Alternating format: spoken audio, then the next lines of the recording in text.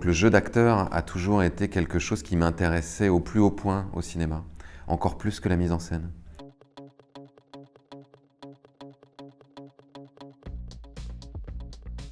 Je pense que le film que j'ai le plus vu quand j'étais petit, c'est Les dieux sont tombés sur la tête.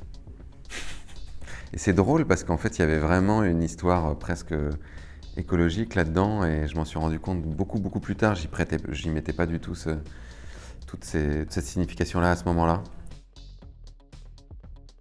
Moonrise Kingdom. Bah ouais, j'ai une passion pour Wes Anderson. Enfin, c'est une sorte de passion dévorante qui a contaminé toute ma famille. Un monde dans lequel il y a autant de raffinement, autant de poésie, autant d'humanité, autant de simplicité. Moi, ça m'émeut aux larmes, ça me fait rêver. Voilà, j'aimerais bien vivre là-dedans. Ouais.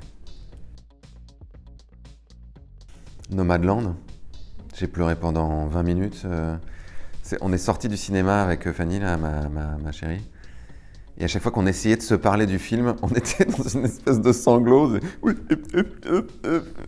On n'y arrivait pas tellement ça nous avait bouleversés.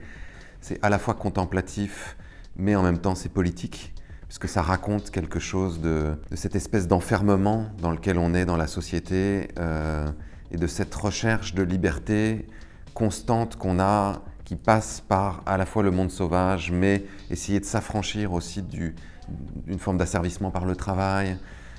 Mais ça raconte aussi tellement de choses de notre besoin d'être avec les autres humains.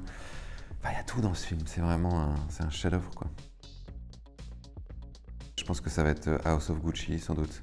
J'ai raté un peu le dernier duel, là. J'ai aussi très envie d'aller voir La Fracture de Catherine Corsini. Captain Fantastic. Un film qui me rend profondément heureux. La scène de fin, pour moi, c'est une exultation. Je pleure, je rigole. Si vous n'avez pas vu Paranoid Park, je vous conseille de regarder ça.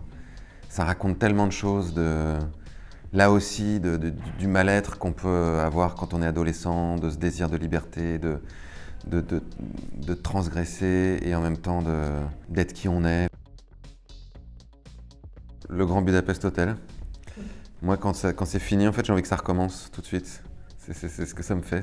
Je trouve ça tellement drôle, tellement subtil, et en même temps tellement inventif. Et il y a tout le temps quelque chose à regarder. Il y a toujours quelque chose qu'on n'a pas vu, qu'on n'a pas compris.